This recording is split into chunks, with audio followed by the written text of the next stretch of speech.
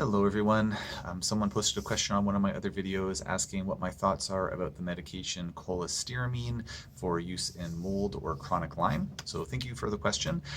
Just before jumping into the answer, if you wouldn't mind taking a quick second to either like, share, subscribe, and or post a quick comment on my video, I'd really appreciate it. So thanks in advance for taking a second to do that.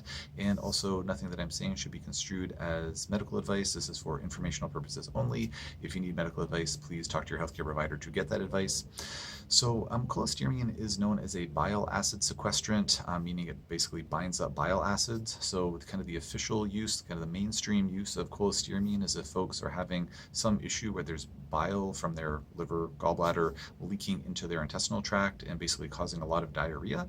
Taking cholestyramine will basically bind up that bile and help to really notably reduce the diarrhea. So I've actually had several patients over the years who are taking cholestyramine for that purpose. That's kind of what it was designed for, its main use, if you will, and kind of the, again, a more classical medical community, shall we say. But it is also good at helping to bind up mycotoxins, i.e. mold toxins. So a lot of folks who are put on functional medicine mold toxicity protocols will work with cholestyramine. The doctor who's generally by many considered to be kind of the godfather of mold toxicity treatment and education and whatnot is this medical doctor from the US named Richie Shoemaker, and he really kind of got, to my understanding anyways, if anyone listening knows something different to be true, let me know. I don't profess to be a mold historian, but my understanding is he really got the ball rolling with different testing methods and assessment methods and things like that, and a lot of folks still follow the Dr. Shoemaker protocols, or their protocols involve a lot of his thoughts and his work. So really brilliant guy, and literally wrote a book on mold, or the book on mold toxicity called Mold Warriors, if memory serves. And anyways, really a lot of huge contributions to the field of mold toxicity treatment and recognition and all of that. So my understanding from having studied the Dr. Shoemaker protocol in a number of different venues is that cholestyramine is a kind of a fulcrum point, or maybe not a fulcrum point, but a very, very notable point, or component, I should say, of a mold detoxification protocol using the Shoemaker protocol, because it helps to bind up the mycotoxins. So just as we talk about other binders like activated charcoal and bentonite clay and chlorella and things like that, binding up mycotoxins in the intestine so they don't get reabsorbed, cholestyramine can be very effective at doing that as well. To my understanding, it's more effective at binding up certain mycotoxins than others, but at the end of the day, I believe it's a pretty good one across the board. Cholestyramine is prescription-only medication, and so I think one of the reasons that there's so much use of other binders instead of cholestyramine is because it's just easier to access. So if people are treating themselves for mold illness, then they can access this without needing a doctor's prescription, or in provinces or states or other parts of the world where certain functional medicine clinicians or naturopathic doctors like myself are not able to prescribe pharmaceuticals in the place where we reside, then these over-the-counter binders are a great alternative. And having studied with a number of clinicians who have access to both types of binders, for prescription and non-prescription, it seems that there's some people there's no one-size-fits-all for everyone. Some people do definitely better on cholestyramine, or there's this other prescription called Welchol that folks can do similar medication, but generally it doesn't seem like it's like cholestyramine is necessarily the very best. So kind of circling, so some people might do just as well, if not better, with activated charcoal or bentonite clay or something else. So circling back to the gist of the question itself, what are my thoughts about cholestyramine as a binder? My thoughts are that with respect to mold and chronic Lyme, my thoughts are that it can be really helpful.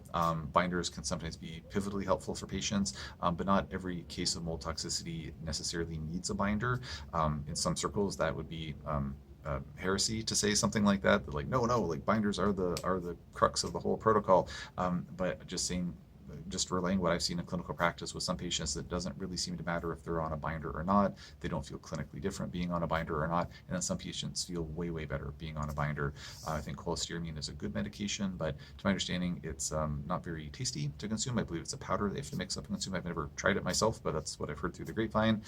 It's a bit inconvenient, I believe, because I think you have to take it several times through the day, but again, I'm not 100% sure about the exact dosing options, because again, it's not something I can prescribe myself.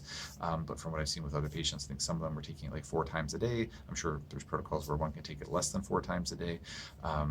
but yeah, taste-wise, and then some people do get side effects from cholestyramine that they might not get from other binders. So it's something where in my practice up to this point, I haven't ever sat there thinking like, by golly, I really wish that I had easy access to cholestyramine for all my patients. I don't have high hopes that it would be a huge game changer. I feel like we get good enough results with the binders that we have access to.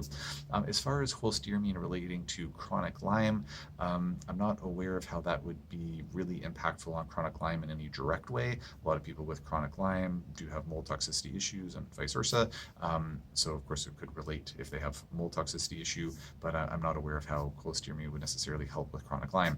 That being said, if the person asking this question is like, oh, well, I heard Dr. So-and-so or this person or saw this paper about cholestyramine being applicable for chronic Lyme in some meaningful way, let me know. I'd love to know what that link might be. It's always interesting when there are these like off-label or kind of repurposed uses of different pharmaceuticals. Like for example, the drug Antabuse, also known as, oh my gosh, what is the other name for it? Oh, it's going to bug me now. Anyways, one name is Antabuse. It's this drug that helps. Oh man, it's really bugging me. I don't remember the other name for it. It's a medication that's used to help folks kick an alcohol addiction, because when you're taking this medication, if you drink even a little bit of alcohol, you get really sick and nauseous and vomit all over the place. Disulfiram, that's the other name for it. This is a medication that turns out can be really, really strong and effective at killing borreliosis, like chronic Lyme. That's like, what the heck? Like, how does that have anything to do with chronic Lyme? Turns out it's a strong antimicrobial, so wonderful. Some people do really well on disulfiram. So maybe cholestyramine kills Lyme too, and I haven't heard about it yet. So if there's a link that I'm not aware of that I haven't mentioned here, because I'm not sure of a direct link, please let me know. But I'm not aware of how that would necessarily be applicable. Thank you again for the questions. I hope that this gave you some useful information. If anybody has any questions or comments on this topic or on anything else related to complex chronic illness, please feel free to post in the comment section below, and I will do my best to answer as soon as I can.